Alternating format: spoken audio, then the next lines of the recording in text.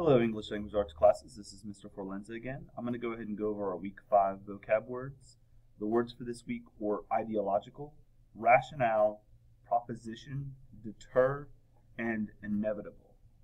We're going to start first with ideological. And here are the sentences that I came up with. It says, although the words "in God we trust" appear on American money, many people think that the United States is no longer governed through Christian ideological principles. Based off of context, ideological is talking specifically about religious principles here.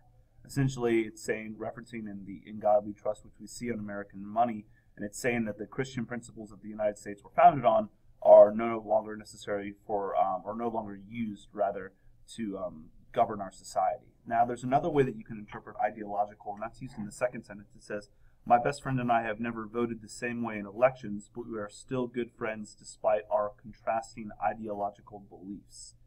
Now, from this standpoint, ideological is not referencing religion, it's referencing politics. Basically, when you look at the definition for ideological, it says an adjective that describes political, cultural, or religious beliefs. So, a lot of the times, ideology is going to refer to, the noun form of ideological is ideology, and it's going to refer to a system of beliefs. Typically, it's about either culture, politics, or religion. You'll see with the cartoon that I used over there to the right, you're going to see a donkey that's in blue and an elephant that's in red. Those represent the political parties of the main political parties of the United States, with the red elephant being the Republicans and the blue donkey being the Democrats. A lot of the times, the ideology of those two groups, their ideological beliefs, are what put those two groups at odds a lot of the times in the decisions that are made in our society. The next word after that was rationale. And here are the sentences that I put for rationale. It says, my rationale for choosing Jim Valvano as my case study was that people who fight against cancer hold a special place in my heart. Based off of context, rationale is kind of synonymous with the word reason. Basically, my reason or main motivation for choosing Jim Valvano was that concept of people who fight against cancer was very important to me. So that was my main reason for choosing him. But you can also take rationale to refer to several things. In the second sentence it says, the boy made several compelling arguments to support his rationale for being able to go on the trip. Basically, all of the arguments together add together or compound together to create his rationale. So when you look at the definition for rationale, which is a noun, you can have the first one, which is like the fundamental reason, kind of like what I did for my Jim Valvano sentence, or really the one with the boy wanting to go on the trip. It was a statement of several reasons. You kind of see that in that second definition. A lot of the times a rationale is going to answer the fundamental questions: who, what, when, where, why, and how. So when you're trying to decide on what it means, kind of keep that an idea, that concept in mind, where it's going to address questions. The third word for this week was proposition. And here's what I put for this. It says, as Lincoln put it, the United States was conceived in liberty and dedicated to the proposition that all men are created equal.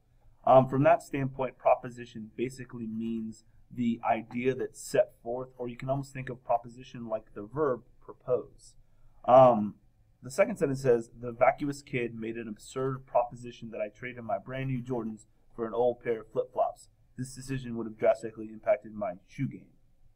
So based off of context there, we look at proposition, and in the first example, it's really the second one, like a plan or something that's proposed. Why Lincoln proposed the idea that all men are created equal. And then in the second example with the shoe game, it's referring to a transaction, like a business transaction, somebody selling you something or trading you something in regards to a proposition. Now, I used a really famous concept from The Godfather, where Marlon Brando, if you've ever seen the movie before, says, I'm going to make him an offer he can't refuse. That's from The Godfather, where he's basically talking about some sort of offer or terms that are set from the get-go. The fourth word, which is a verb, is deter. It says, as an advocate for the University of Georgia, I feel like it is my duty to deter students from going to lesser institutions such as Georgia Tech, Auburn, and Florida. From this context, when I say deter, I mean like trying to push them away from going there, trying to sway them against going to those universities that are not good, like Tech or Auburn or Florida. But you can also keep it as like a physical type of deterrent. For example, the second one says, the army was deterred from marching on the castle by the giant moat that was built by the king. From this standpoint, it's not like it's not like the moat is persuading the army away. It's actually a physical blockade that's preventing them from getting to the castle. So when you think about the verb deter, it's like discouraging or restraining, kind of like I used in my Georgia example, Or you can also think about like a prevention. For example, right over here, the moat is preventing somebody from getting to the castle. This one is more of like discouragement, and then this one is more like preventing. So physical deterrent or like a speech type of deterrent. The last word is inevitable. And it says, it is inevitable that Hadley will look adorable after she gets dressed in the morning. Basically, in my mind, that's inevitable because she's cute all the time whenever she wakes up. And then from the second example, it says, the prior success and rewards of the hard worker were inevitably going to make her prosperous in the future. You'll see that I took the adjective inevitable right over here and actually turned it into an adverb, inevitably, which is describing how the worker is going to be successful in the future. So when we take a look at it, adjective, we can see Hadley inevitably going to be cute right over here. And then the concept of success. Think, analyze, plan, try, do it again, keep doing. Those are the steps towards success. If you do those things, you're inevitably going to be successful. Hopefully, if you study this and you study your vocab words, you'll inevitably be successful on the quiz.